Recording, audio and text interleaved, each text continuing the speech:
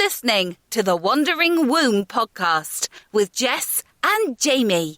Strong women, strong drinks, strong views, and strong language. We're starting with a cheers. Woo! This time my drink doesn't have a fly in it because I made it myself. Yet. Kanye not. We are back for episode 3 of season 6. Mm-hmm. It's an exciting episode. We've decided, on a whim, but we have decided that we're going to do an episode on the ITIM. Mm-hmm. And I think this is really special because this is officially the first sort of published press interview that me and you will have done on the ITIM before it gets a bit wild. Because it's going to. Yeah. We've got we've already sold 1,300 copies and we've still got days before it's even released.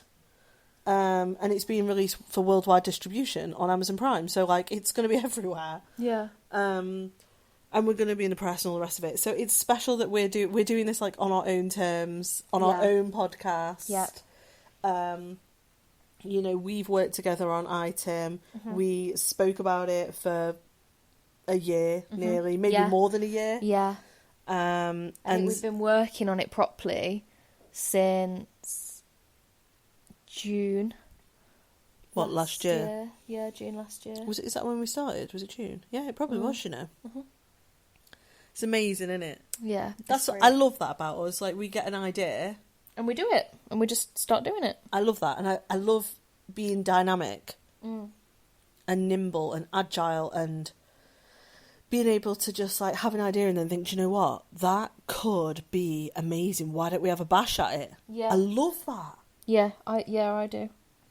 So, this podcast should publish probably about 5 or 6 days after ITIM has been published. Yeah, and released, yeah. I'm going to put... Okay. I am going to say that it's a bestseller by then. What, on Amazon? Yeah, I reckon it will hit Amazon bestseller. Oh my god, can you imagine if it's not? What people are listening to it It's thinking... so embarrassing. Well, I would rather be embarrassed and know that I was fucking optimistic. Jaimi is having a full-on, like, existential crisis. She's, like, literally rubbing her head like, oh my god, why has she just fucking said that on this fucking podcast? Now what are we going to do? I don't care. Do you know what? I'm actually having a bit of a crisis about 2 things. What? So the first is that you've just said that, and, like, the thing is, you don't get embarrassed, but I do get more embarrassed than you. I don't think I've ever known you be embarrassed ever. So I am a bit concerned about that. But the other thing is that I try to shave some of my baby hairs, and I've accidentally shaved some of my actual hair. Oh my god, let me see. Feel there.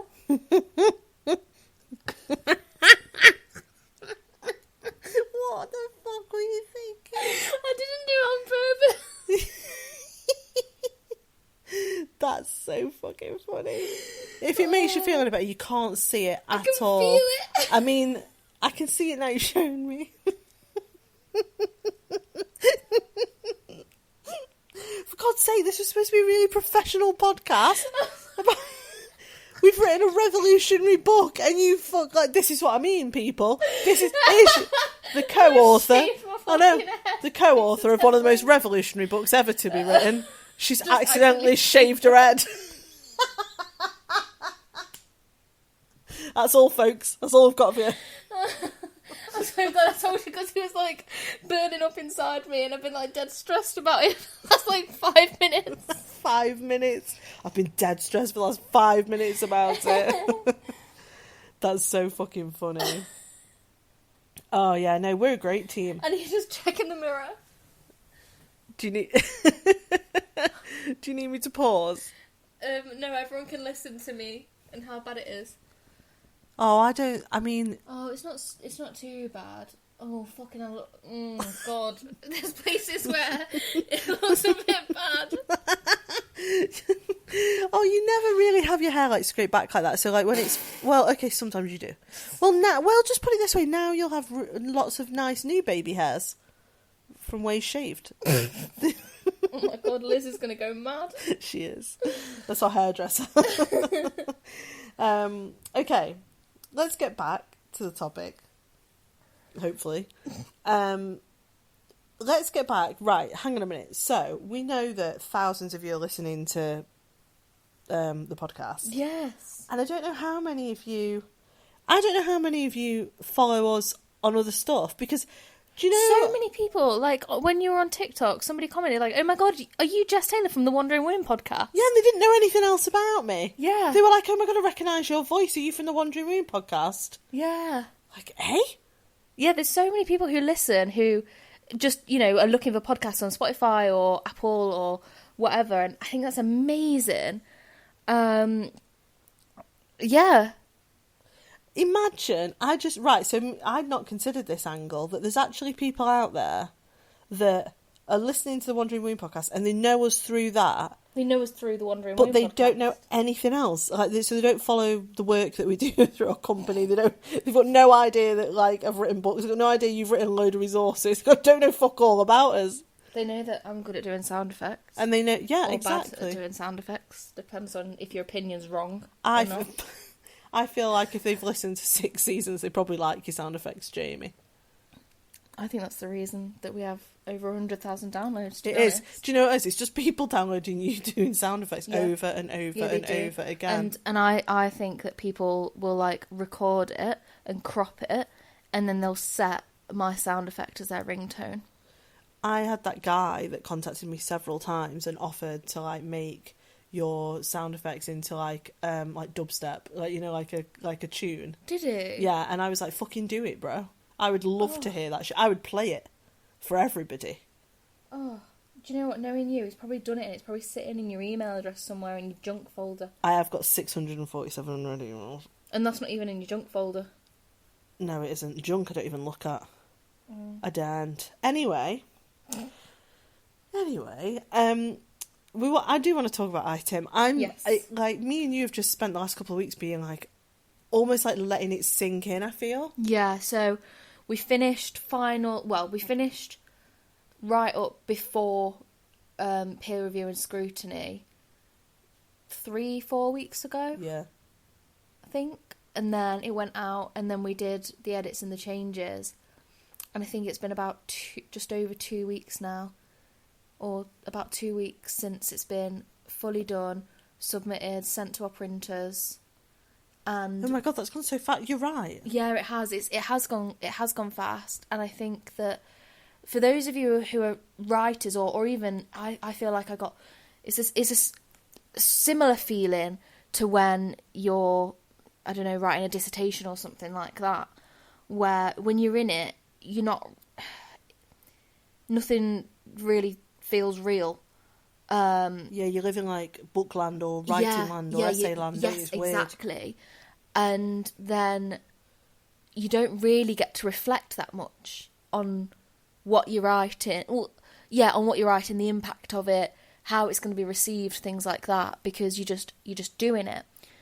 And I think that because we have been so disciplined and so organised, actually, with this, for once, we've had enough time to write it, let it settle, do our edits, let it settle, go out to pre-orders, and then whilst people have been pre-ordering it and the conversations that we've been having with people, I think it's slowly starting to sink in how much this means to people already.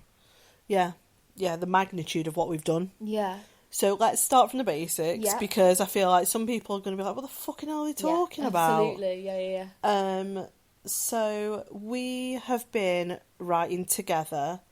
It's our first like major book together, isn't it? Yes, yeah.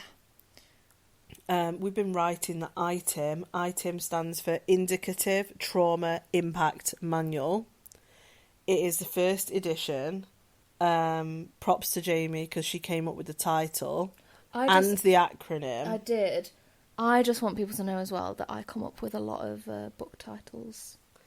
Just saying. She's just throwing that in there because she also came up with Sexy But Psycho. I did. And you're very proud of that, aren't you? I am. Mm-hmm. Okay, so what is the Indicative Trauma Impact Manual? So it is... Grab it. There's a copy right there. There is. I feel like we should hold it as we talk about it. I'm going to shake it because everyone likes it when you shake a book. Listen. What? Nobody likes it when you... No. Oh, shh. Who? Pretend that... Let's just pretend no one has any cultural references or knows what that sounded like. Jaimi, no. Right, first of all, I think people like sniffing books, new books. Right, let's do ASMR. What's AS? Oh, don't start me on ASMR bullshit. Shh. Shh. You can't laugh in ASMR. Oh. Sorry. The more you tell me not... Sorry. Jessica! Oh, in ASMR you're not allowed to speak? No! Oh.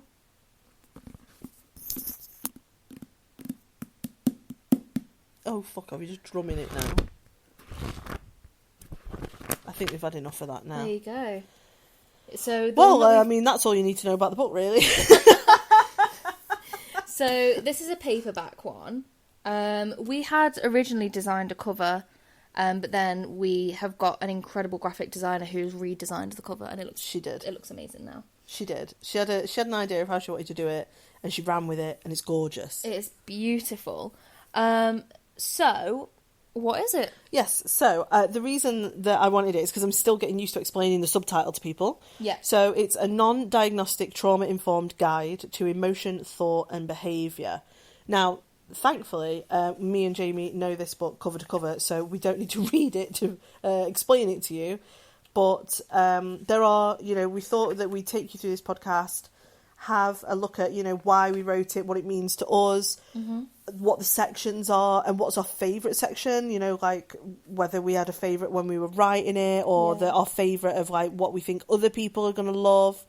And I guess I think we should start off with, why is this book revolutionary? Why is it? Because I think that's a strong claim. It's a fucking strong claim, isn't it? I would like to at some point go through some of the people who peer reviewed it and what they've said, but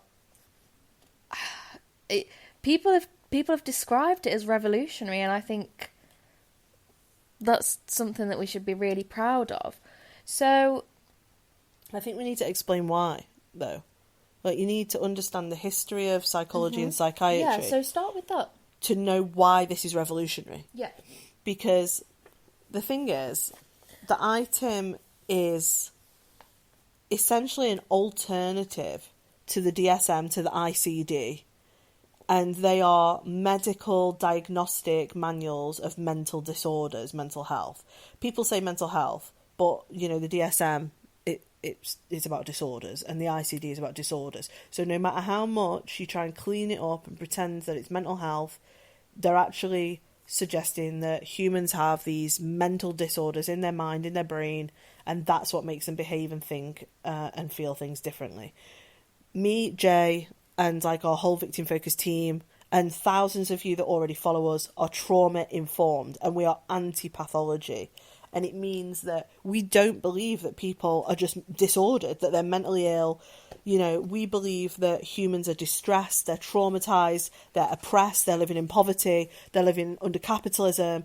They're struggling with the impact of the media, of social media, of constant pressure, of expectation, of roles, gender roles, hierarchies, patriarchy. Yes, you are going to see millions and millions of distressed, traumatized, sad, scared people. That's what you should expect to see, right? So the reason people are saying the ITIM is revolutionary is because we've created a book that explains hundreds of different trauma responses and coping mechanisms without suggesting any of them are a mental disorder. Yeah. That's the best way to explain it. Yeah. Anything you want to add to that? I think one thing that I would like to actually add is that if you want to learn a bit more about this, go back to our episodes on Sexy But Psycho. Yeah, agreed. I think Sexy But Psycho, even though, while Sexy But Psycho is written from a feminist, woman-centred perspective, everything we do is inherently feminist because of our outlooks. This isn't necessarily woman-centred, but I think that Sexy But Psycho has all of the, or most of, the arguments that we use and explains most of the frameworks, not just written by us, but written by others, that we then have used to write this tool. For those of you who prefer listening to stuff rather than reading, if you like reading, go read Sexy But Psycho.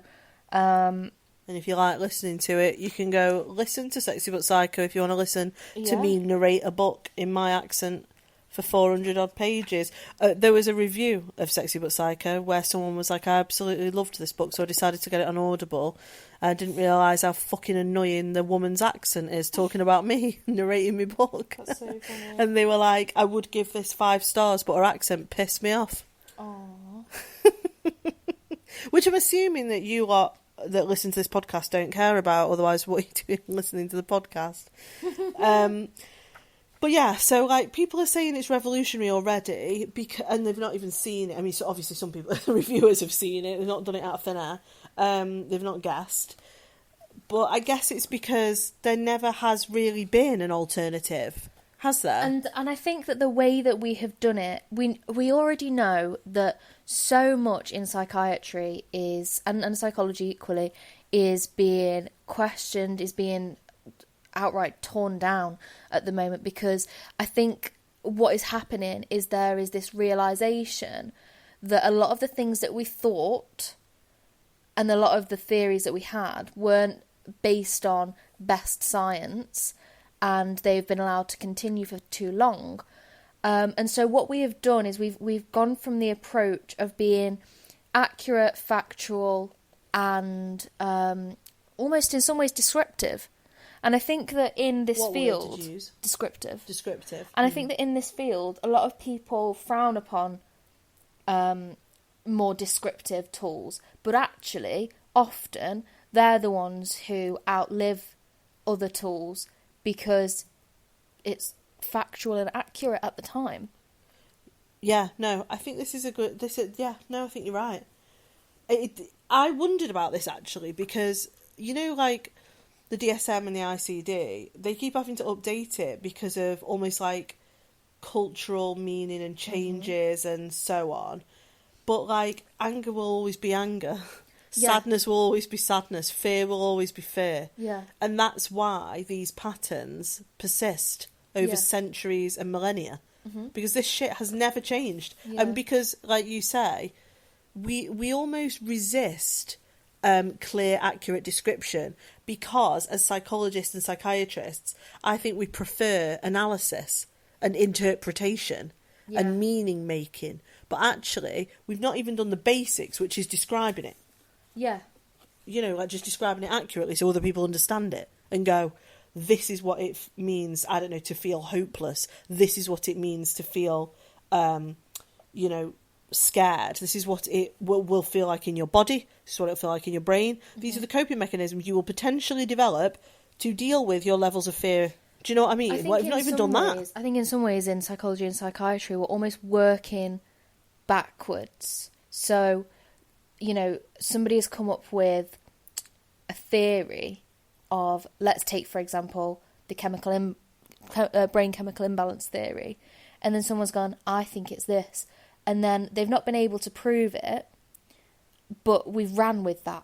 And then for years and years and years, they've been trying to nearly prove... 70 years. Yeah, I was going to say it's nearly a century, isn't it?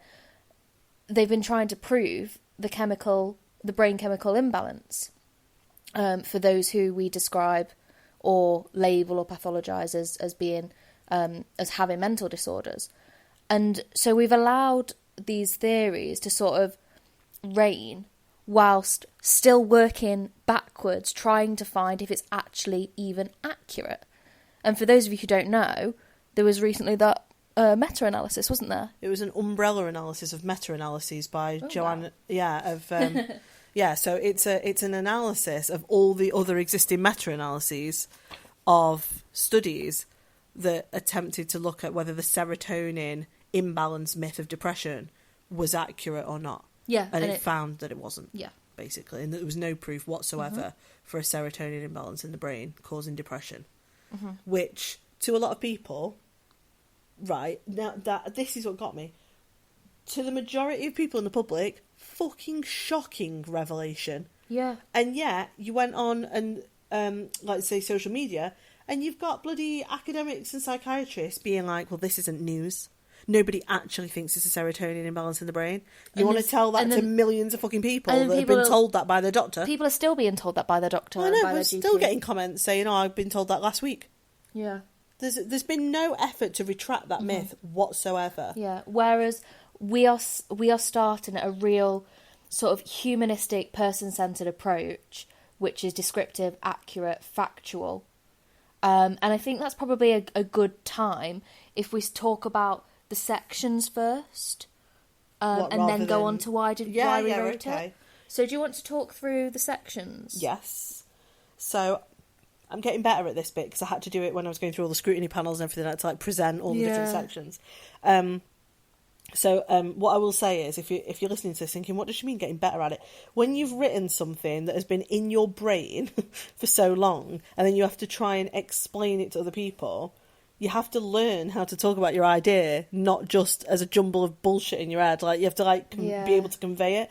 So the way the ITIM is structured is that it starts off with an introduction, which includes like the history of pathologization, theories of mental health, and then our own models, which include the Ep3 model and the validate model, and then some core values of what that would mean for practice. So I'll get into that in a bit.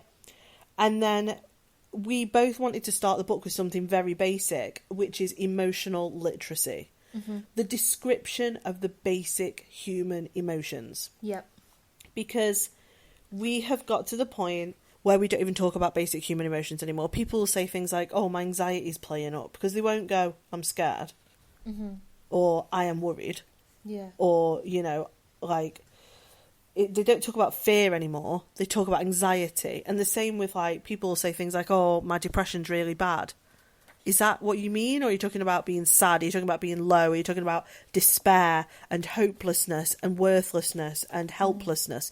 So we wanted to include a section right at the beginning on the basic human emotions. So that's the second section. I think as well is that when you talk in terms that are more commonly used now, that actually have more of a psychiatric weight to them, you actually lose a lot about what they're actually feeling. Yeah. So when people say, I've got anxiety, is it actually that they struggle mainly with, I don't know, doing things independently? Is it actually that they struggle talking to people? Is it actually that they are scared about something, or are they more worried about something? Yeah, and and what does it even mean? So if you describe someone and go, oh, they've got anxiety, are you talking about someone who can't leave the house? Or are you talking about someone that, I don't know, for example, works every day, goes out and does stuff, busy, active person, but they have, for example, triggers that set off panic attacks? That you do you know what I mean? Yeah. So, like, saying you've got anxiety means nothing. Like, I learn nothing about that person. If you describe that person, go, they've got anxiety, I don't know nothing about them. Yeah. Whereas, if someone was to explain them in a trauma-informed way, which was, you know, I don't know, this person had a car crash a few years ago, and ever since, they've now got several triggers, and when they get triggered, they have panic attacks because it pushes them back to that moment, and they become very frightened. They've not got in their car since, they use public transport, they don't like walking down roads where there's too many cars because it triggers them. That now, I've learnt loads about that person. Yeah. You know? And, like, I think sometimes I don't know if this is social media, but there's not a word count on explaining things. And we try and make things so succinct now to the point where it's meaningless. Yeah. It is okay and still makes us good practitioners or, you know, researchers or whatever. Or journalists or anyone, to really. accurately describe and explain how somebody or a collective of people or whatever are feeling, how they're presenting, etc., you don't have to categorise it into one umbrella term of which some people will identify with, some people won't, some people, you know, will identify with bits of it. I think that it is okay to just be accurate, descriptive and factual, which is something that we have learnt to do in other parts of our work, and then I think we've actually applied it to this. So, for example, for those of you who know, when we wrote, when we carried out the research, I thought it was just part of life. We asked 22,500 women a series of questions about if they had been subjected to any kind of violence and sexual violence in their lifetime. And rather than saying, have you ever been raped, we said, have you ever been forced to have sex that you didn't want? Yeah, because the language is more accessible and clearer. And descriptive and factual. And factual and accurate. So whilst we know that the sentence, have you ever been forced to have sex that you didn't want, will always mean that exact situation, we might change the definition of rape. Yeah. And people different cultures and countries have different definitions of rape. Exactly. And also the concept of rape, whether we agree or not, is socially and culturally constructed. So in some areas, what's considered a rape isn't somewhere else. And also, people perceive rape to be, for example, the stereotypical rape. Yeah. So, like, you got dragged, I don't know, into a white van and you were attacked with a weapon and did it all by a stranger and all that. Yeah. So, okay, so what Jaimi... So what you're talking about here is that psychiatric language has become like shorthand. It's shorthand and meaningless and and ignores a lot of cultural specific angles, and then it sort of becomes meaningless. But then it becomes nothing. But then because of that, people feel as though they are part of a collective and can identify into it. But that's a whole other thing that we could talk about. So you want to? Yeah, continue. Talk about the next sections? Yes, so the next section is distressing experiences and traumas. This is an A to Z.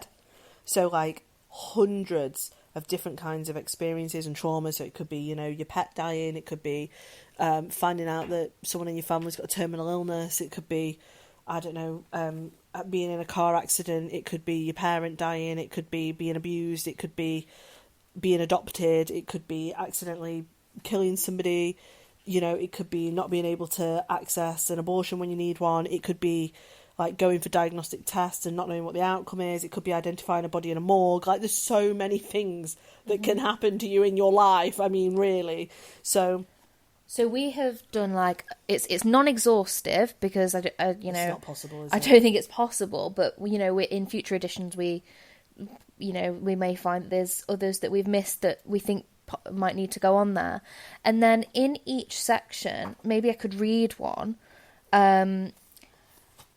we've sort of explained it. So for example, we've got as one of our distressing experiences and traumas is hating your body.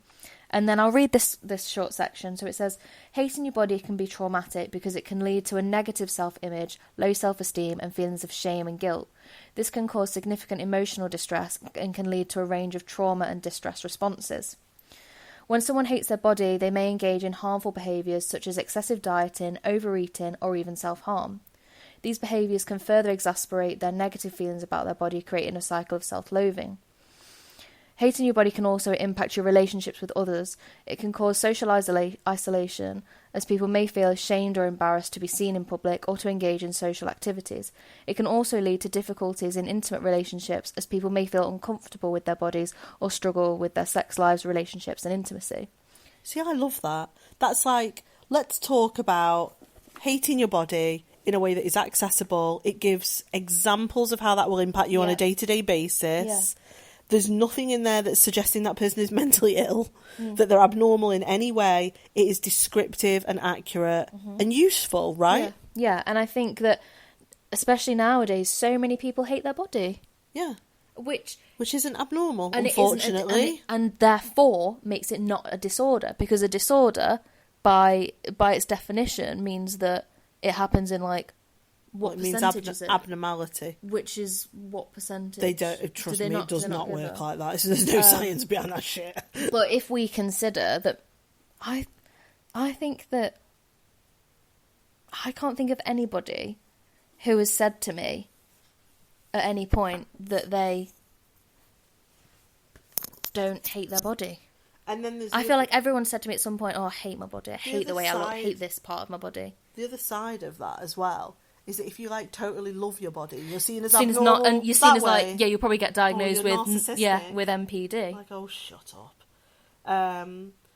There's loads in here. So basically, like, we've included hundreds of traumas and experiences, you know, that I can guarantee you, if you were to sit and work through it, fucking, I'll get my words out. If you were to sit and work through this, you'd be like, yep. Like it, and that's what we've been trying to get across for so long, that this doesn't work if society and practitioners and professionals and academics pretend that trauma is like rare one-off events. It's not. It's hundreds and hundreds of cumulative life events. That's how it works, right? Mm-hmm. So that's that section. And then after that is section 4, which is trauma responses and coping mechanisms, and that's another A to Z. So that's how you actually respond to the trauma, and then the hundreds of coping mechanisms that you will develop, either consciously or unconsciously, to cope with the amount of distress and trauma in your life. So if we flick to like some of them, let's just pick one randomly. She says, duh. I just spotted a really interesting one that I might be... Okay, are you ready for this one? Proving everything is under P. When a person has been abused, gaslit, accused of lying, or has been ignored and minimised, they may develop a coping mechanism to those traumas in which they feel the need to prove everything. This might mean taking screenshots of all their text messages, voice recordings of all phone calls, keeping receipts, screenshots of social media, never deleting a text message or an email, and providing evidence or proof to partners, friends, family, co-workers and bosses. For some people, this coping mechanism is a way to feel safe and back in control. It is likely that they have experienced a situation in which they were not believed, or they did not have the evidence they needed to show someone they were telling the truth. For professionals working with someone who feels they need to prove everything, there are some things to consider. Firstly, it is very common for people to be asked, "Do you have any proof of that?" when they raise any kind of concern. It's common for people to dismiss reports, rumours, information, stories or allegations without clear proof, especially if people don't want to believe it.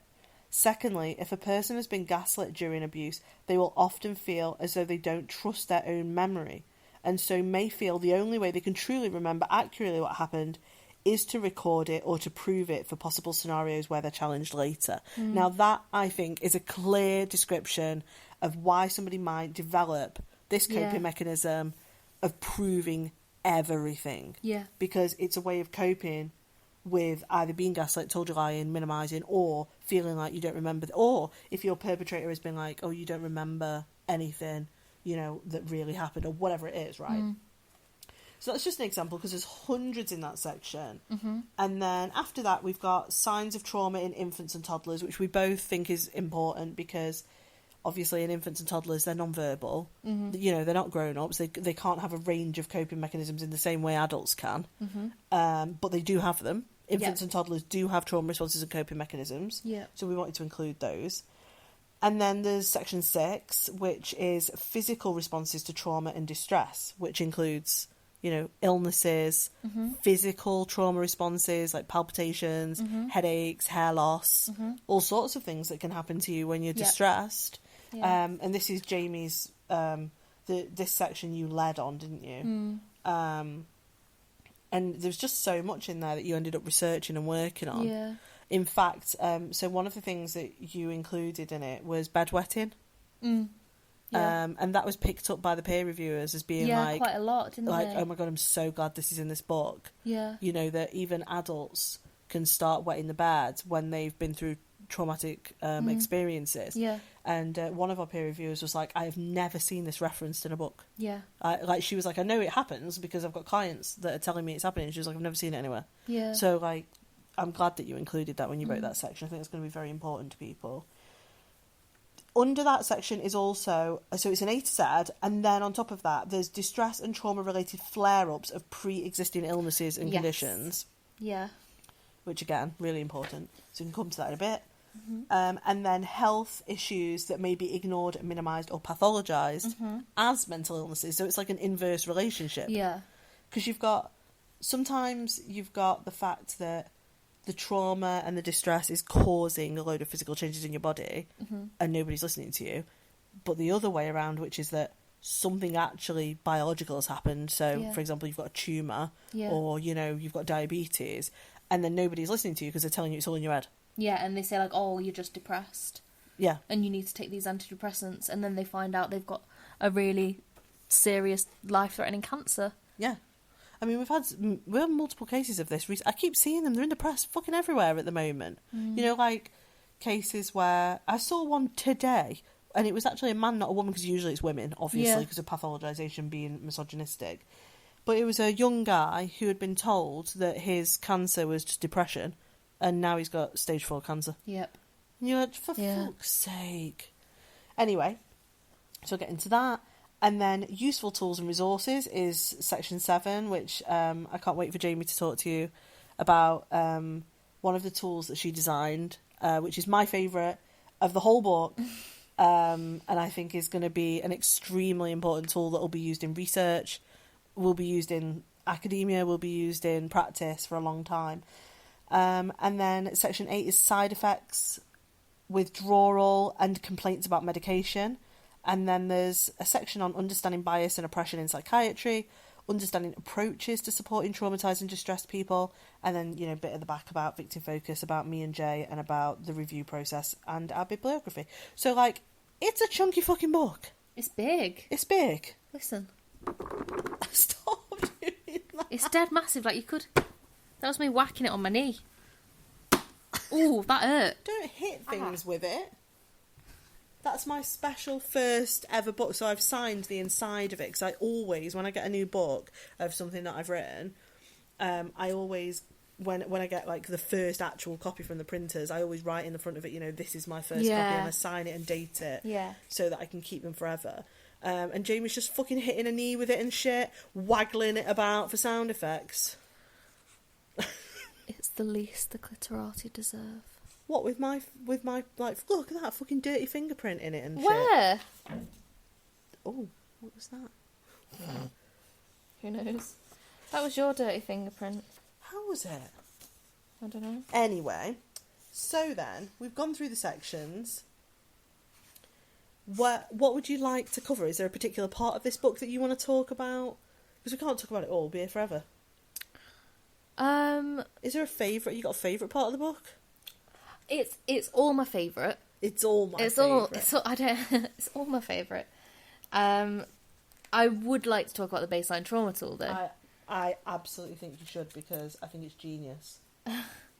You know how I feel about it. I think it's genius. So, let me flick to its page. I tell you what, why don't you chat about it? I'll flick to the page. Okay. Here, pass me the book. I'll put some more dirty fingerprints in it or whatever. So, we decided that we needed some tools to go with the item. Sorry, that was a... I don't know if you can hear that. But the aircon just randomly decided to turn on. Here it is. There it is. There it is. And here's your write-up of it in the... Yeah. It's so okay, weird to see on. it on paper. So some of the things that I've talked about, so what I've done is I've introduced it throughout a lot of our tools. Some of them have got brief introductions, some of them are a bit longer. I decided that this one needed a bit of a longer introduction. And essentially what this tool is for, and what it argues, is that humans are naturally anxious creatures, and that's for a reason. It keeps us safe, but also the amount of traumas and things that are distressing to humans need to be considered. And what I have done is categorised baseline traumas that I think, and that we know statistically, will affect most humans. I think, hang on, can I just... So this is what I think is really important about what she's done, okay? Because I'm dead proud of this, that Jay's done this. this came about from a conversation that me and you were having, weren't we, in the office, about the fact that... Go on. So one of the things that you often hear is when people say, well, I've got anxiety and nothing's ever happened to me. Yeah. Or I've got depression and nothing's ever happened to me. And what I did is I thought long and hard after a lot of reading about all the different things that are likely to impact people. Firstly, I came up with what I say to you is the big three, and that's racism, sexism, and classism. And statistically, most people will fall into one or multiple or all of those categories, who are the what's the word? Like the oppressed group? Yeah, the oppressed group of that part. So we know that 51% of the world are female, and we know that the vast majority of societies are patriarchal. I think a lot of people, and I much prefer this term, which is the global majority instead of ethnic minority. Most people aren't white, but yet we know that white people are the oppressors. And then most societies have a class system, or some kind of hierarchy system, where there's a few at the top who benefit from it, and most people do not benefit from it, and in a lot of societies, most people are actually harmed by it.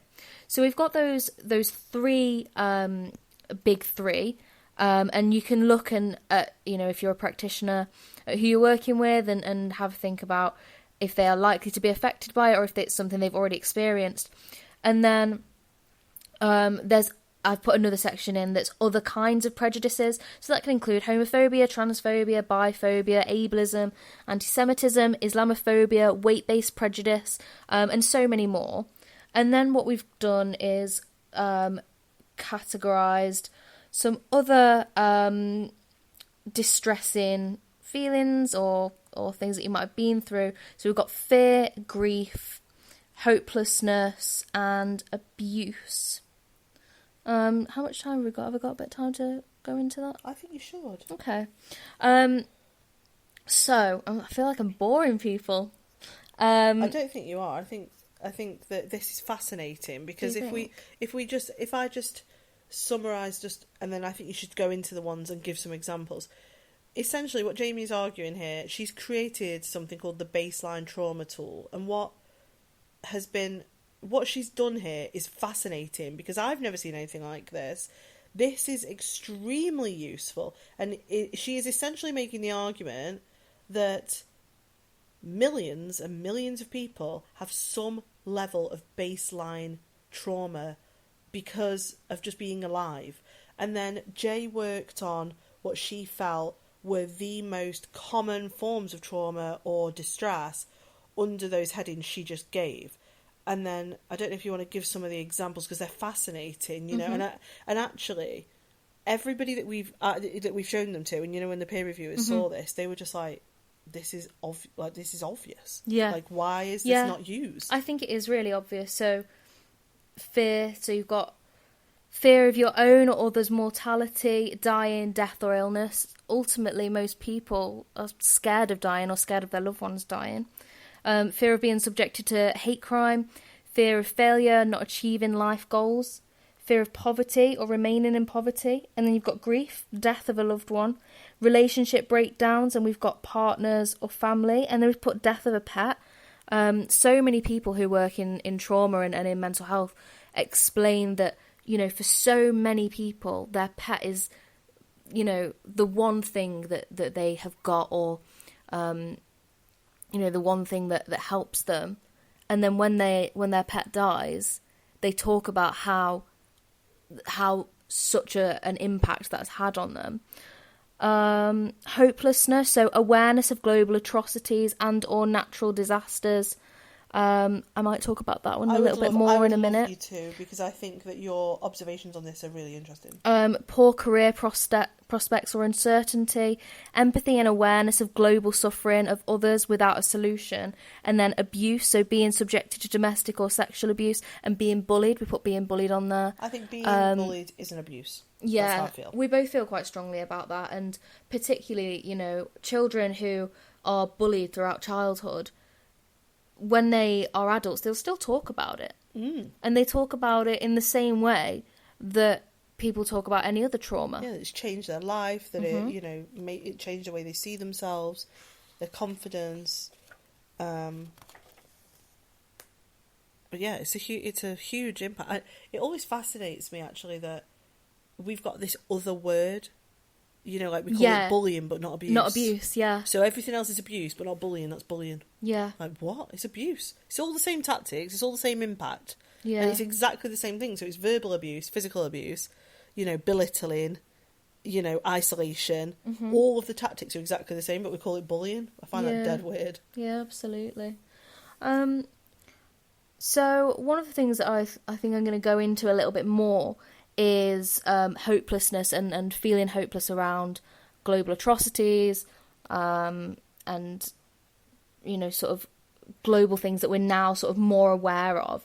I'll read a little bit of it to you because I don't think I can actually say it more succinctly than how I've written it, because Jess gave me such a tight word count for this section that I had to rewrite it so many times to make it as succinct as possible. I also say, though, I sometimes think that's when you've got a new idea and you've only been communicating it for a short amount of time and you're still learning how to, like you say, like succinctly put it across. Yeah. I think the more interviews we do and the more we talk about it, I think you'll get to the point where you've got almost like your... Maybe. I think so. So one of the reasons that I had to have such a short deadline, such a short word count for this as well, is that we were writing this up when I decided that this needed much more explanation in it. Yeah, we were. And our printer was like, I cannot do any more than 550 pages because it will not bind. And the book was just getting bigger and bigger. So I've written, while considering baseline human traumas, it's important to understand the interplay between modern day societies and humans' natural responses to trauma. The growing rate of globalization has resulted in global economies, cultures, and populations becoming interlinked. Humans have increased levels of awareness of suffering, natural disasters, and tragedies globally than ever before. Understanding the scale of global suffering may be considered a level of trauma in itself, and arguably one which humans' natural empathic response to would struggle to comprehend, cope with, or think about. Additionally, overarching societal prejudices that a person may be impacted by may contribute to feelings of hopelessness due to the disadvantages they face. So can I ask you a question? Yeah, of course. It's just for our listeners, because I know the answer to this question, but I just want you to explain it. Are you saying here that humans are exposed to global atrocities and like things that are happening in the world that are almost harming them from a distance? Yeah, so if you think about, you know, hundreds of thousands of years ago, in your small society, if there was something awful happening, as a collective, you would, first of all, feel sad. Because you would, to protect the pack, you would, you know, have to have those emotions in order to do something about it. What? I'm just listening. Oh, sorry. What's up? Nothing. Nothing is fine. And so I think what we're seeing now is people are being made aware of the hundreds of daily traumas, distressing images that happen globally, and we cannot do anything about it. Do you know what it reminds me of, this? So every day there's the news. Yeah. Every day there's social media. And I think humans naturally are empathetic. It reminds me of when the kids were little, like really little. I'm talking like toddlers and a little bit older. Both of them went through a phase at about 3 or 4 years old where they became aware of bad things happening on the TV, on the news. Yeah. Both of them cried. And I think that's a normal response. Of course right? it is. So they both, at some point, watched something on the TV that just hooked them in. And it was, one of them, I think, was a war trade advert. And one of them was bombing Syria. Yeah. And both of them reacted with utter distress, horror, cried at the TV, and was like, how do we stop it? What do we do? And I was like, we can't do anything. Exactly. And that's what it reminds me of. When you're talking about this, it makes me wonder, do we just almost have this desensitization that doesn't really ever happen? You know, like where you sort of learn to get on with your day, but you're still being bombarded with death, famine, war, horror, and corruption. You almost push it back to the back of your mind. So, yeah, you know, in the same way that everybody's scared of dying. Yeah. People push it to the back of their mind and pretend it doesn't bother them. Yeah. And I think people are having to do that with more and more things now. Yeah. I think that's why what you've created there is so interesting, genuinely. I just think the whole thing is fascinating. It's... Sorry, what are you doing? I'm getting my drink out of the fridge. Did you put your drink in the fridge? We're in the fridge. Oh. Do you want one? Do you want it? You jammy shit. Do you want it? No, babe. Okay. Honestly, you drink it. can share I'll make myself... We can share it. I might have a sip of it. Is it gone dead cold? Yeah. Oh, that feels nice. Oh. See, you're always thinking ahead.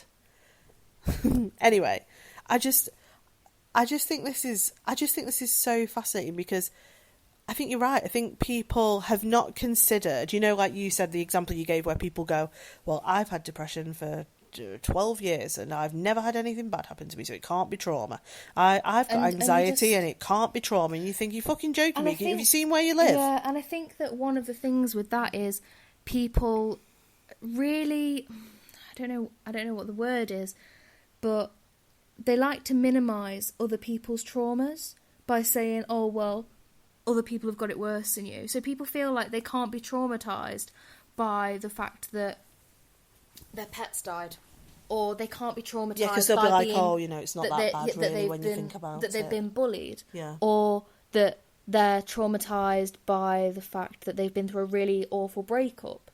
Because ultimately, being traumatised by these things, as much as it might harm us, it's there for a reason. Yeah. So we don't want to go through breakups because we want to have a community and we want to have a partnership. We don't want to... So it hurts when we break up, right? Of course. And, you know, we don't want our parents to die, or we don't want ourselves to die, because it's our natural instinct to keep ourselves safe. So we need to be scared of dying, otherwise we won't keep ourselves safe. Exactly. So what we've done, and this comes back to the point of ITIM, is that we've pathologised completely normal, natural responses to the things that should distress us. Yeah. So they should traumatise us.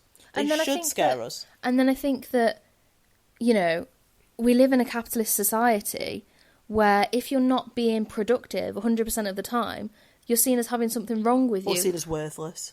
Yeah, when actually, maybe we shouldn't be living in a capitalist society where everybody is working their fingers to the bone and are working their whole entire life for very little, still being in poverty, still having to deal with global atrocities on the news all the time, and feeling helpless about it. Yeah, I agree. So... Sorry, you can I've see. gone on about that for ages. No, you haven't. No. I think this is really important because it also covers things that I know that our listeners may not have considered about themselves as well. That because even those. Oh yeah, go on then. I'll have a sip of that.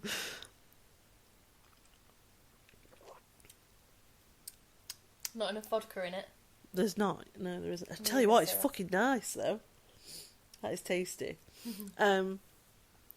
I think even for our listeners, because a lot of our listeners get us, and so I think a lot of them would say they were trauma informed, a lot of them would say they were anti-pathology anyway. Even for them, there's some reflection here about how much are you being subjected to purely by being alive and being in society and just being alive, human. I think that we should stop saying, yeah, but other people have got it worse than me, and look how I'm reacting. And I think somebody said this to me years ago. Just because other people have it worse doesn't mean that you can't be sad, in the same way that just because other people have it better doesn't mean you can't be happy. Yeah, that's interesting, because I think that also touches on the stuff around this weird hatred and weird minimisation of anybody with privilege or anybody with wealth. Like, that they can't have anything wrong with their mental health, they can't be traumatised, they can't be distressed, they can't be sad, they can't be anxious, they can't be not coping because they're privileged. Like, look at the stuff around Prince Harry. So you've got Meghan and Harry, where like they're saying, we are so fucking scared and traumatized, we've been shunned from our entire families, we are isolated, we're bringing up our kids on our own, we don't know what's going on, the media hate us, we're terrified all the time. Meghan was talking about the fact that she nearly killed herself. Harry is scared that he's going to lose his wife. And then you've got people being like, oh, fuck off. You're so privileged. You've got everything you want. How could you possibly be, scared? Or how can you possibly claim you've got, post-traumatic stress responses? Like, you're basically a prince and an A-list celebrity. That's not how this works. But, like, we've just sort of collectively decided it does. Like, well, they're rich and famous, so, I mean, they literally cannot complain about anything. Do you know what I mean? Yeah, I agree completely, as you know. So then, what else is there that we want to discuss? I've said, I actually, my favourite section is yours. Here's me, like, trying to be concise as possible. We've ended up talking about it for ages, and it's your favourite section. It is my favourite section, because I think that the baseline trauma tool that you've created is simple and accessible and obvious, and it fills a massive gap in practice and theory. And the other thing, I think one of the other reasons that I really love it is because as you know, and many of you probably already know this, I am a firm believer in, often it's the most simple things that are the answers to the most complicated questions, and we have a tendency to overcomplicate, overanalyze, and create complexity where there isn't any. And actually, I think the baseline trauma tool is an example of that, because it is obvious, to me anyway, and very simple, that these millions of people in the world that are struggling, they've not all got these elaborate mental disorders that we can't. Oh, isn't it difficult because in the last 50 years we've not found the chemical that's causing it, we've found no gene, and we can't scan the brains. Isn't that fascinating? No, it's not. It's because you're barking up the wrong fucking tree. It's because you're not looking at the most obvious things that are causing these levels of distress. But also, we don't listen to people either. We don't give people the time of day, especially in Western medicine. How many top educated psychiatrists, psychologists, therapists actually have the time and resource to sit with somebody for hours and hours and listen to them explain to you how they're feeling? Because often if you listen to somebody, they'll tell you why they feel the way they do. Even if at that point they're telling you there's nothing wrong. So, like, you can sometimes, and you, like me and you've had conversations like this with people where they'll say, I'm on, this medication, I'm on this medication, and I've been on it for years, and, my life's great, and I'm doing really well, and I've got no traumas, no distress, and, like, it's obviously a chemical imbalance. All you've got to do is talk to them for 15 fucking minutes. Or they'll do this thing where they'll say, I'm just really struggling to deal with my depression disorder because, every day I have to go and sort my mum out, and she's going to be put in a home soon, and my sister's not helping out, and at work there's loads of bullying, and nobody knows who's going to get the next promotion, and I really need it because I'm going to default on the mortgage, and blah blah blah. And you're like, I know, and you're like looking at him being obviously you're depressed. Yeah, like I know, who you're wouldn't be? You're like sort of listening to him thinking, because if you think about the traumas you're listing there, all the things. But if you think about the traumas there, they're scared of poverty, they're scared of not achieving their goals, and they're scared of somebody close to them dying. Yeah. Which comes back to your baseline trauma tool, right? Exactly. So that's why it's my favourite section of the book. Is I am very proud of the A to Zs. I think nothing like that has ever been attempted, and I just don't know why. Described by Dr. Roger McFillin as... What did he describe it as? What's the word he used? Oh, I don't even remember. It was massive, that review. That's so embarrassing that we've just been like, oh... He wrote us an incredibly detailed review and gave us a lot to think about, but he also said that it was a massive accomplishment, and it was something he was very proud to have reviewed. Yeah. And I'm glad that he felt like that, because I like him. He's cutting edge, sort of clinical psychologist, and he's the director of a centre of excellence, in psychology and stuff. And like, for him to have reviewed the ITIM and be like, this is such an accomplishment that you've written this. I was just like, oh, thank God, because when you write, like, well, I don't know how I feel about this actually, because there is a part of me that's like, I do want our peers to understand what we've done and how and why. But on the other hand, I'm not the type of person that would just give up just because people around me didn't understand. I mean, people have been, like, ridiculing some of my arguments for years now, and they're turning out to be right. Yeah. And you can't just stop because people, can't see your point of view, or they can't see your vision. So before we finish, there's a couple of things. What do you want ITIM to actually achieve? Like, for you, and then I'll answer it, I guess. I want it to achieve almost like a new outlook on the potential of actually what human distress and trauma is and how it looks. That sounds so simple, but that is actually massive global paradigm change. Mm-hmm. Like, Western. Yeah, because is Western. Yeah, no, I agree with that. I agree because there are other cultures and communities that already fucking get it. It's just we just never managed to impose this shit on them. I think we've had a good fucking bash at it. We definitely have, but we've just not got as far. So hopefully we can stop it before it starts causes serious damage elsewhere. Harming, other parts of the world. I mean, you had that really lovely message. Well, it wasn't. It was an angry message. Yeah. From that woman. Yeah. Who thought Iran. You were?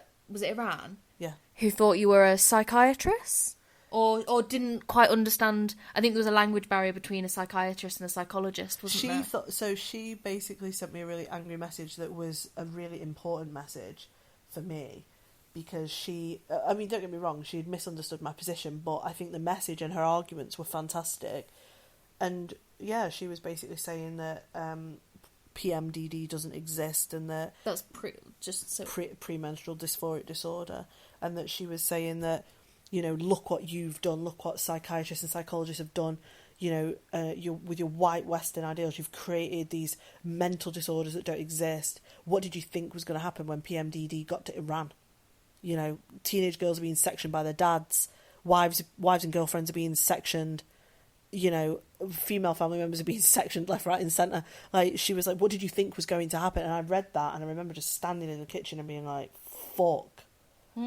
Because, these psychiatrists, whoever it was originally that started suggesting that PMS could be a psychotic disorder. Yeah.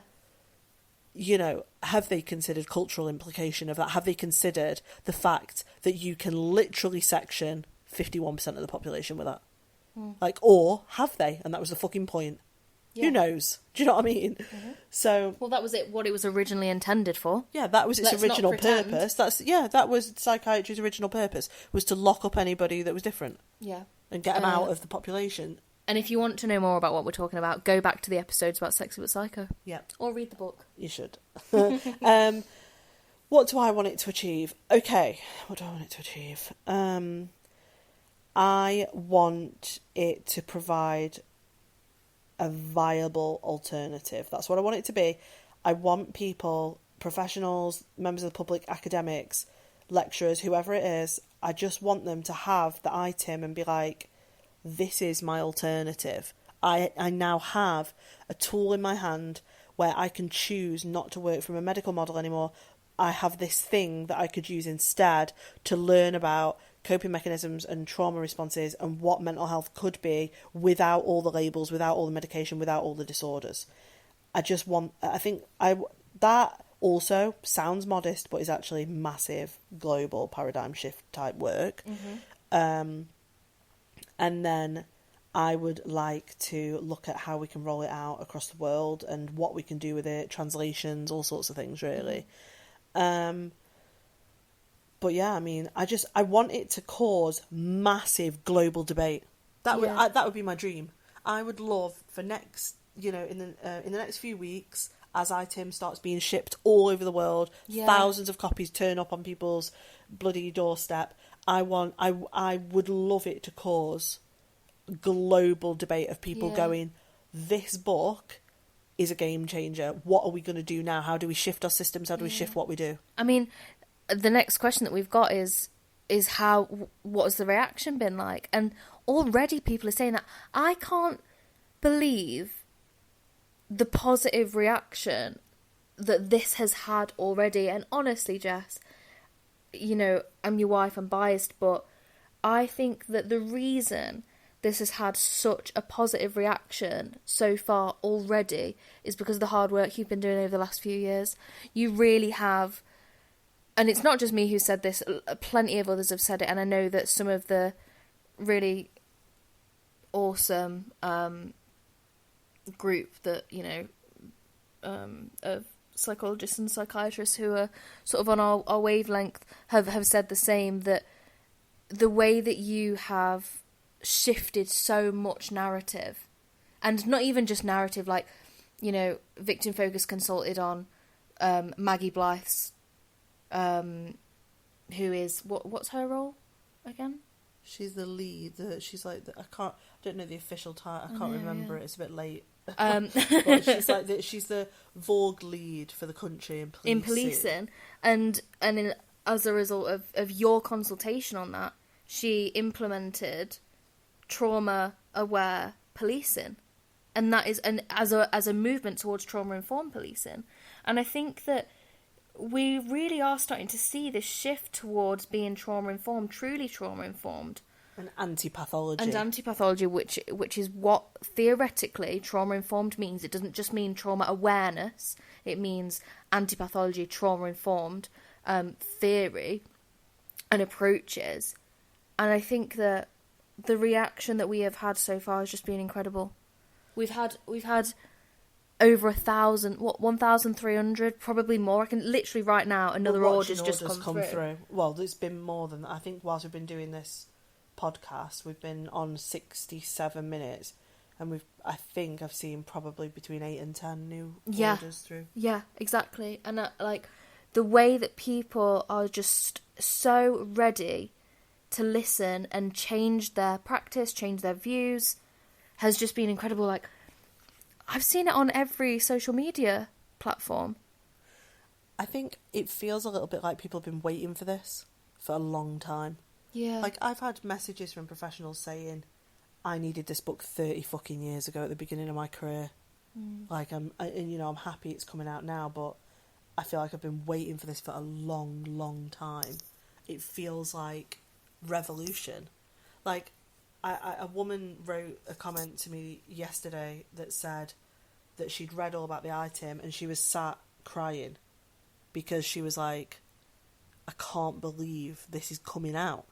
Yeah. Like, there's never been an alternative, to the DSM, to the ICD, that doesn't include disorder, diagnosis, medication, treatment. Mm-hmm. This is the opposite of that. Yeah. And she was just so emotional, and she was just like, oh my God, this might mean there's a way forward. Like, prior to that, for whatever reason, she'd felt like there was no way forward anymore. She was totally hopeless and lost in psychiatry, and was like, oh my God, what if this could be a way forward?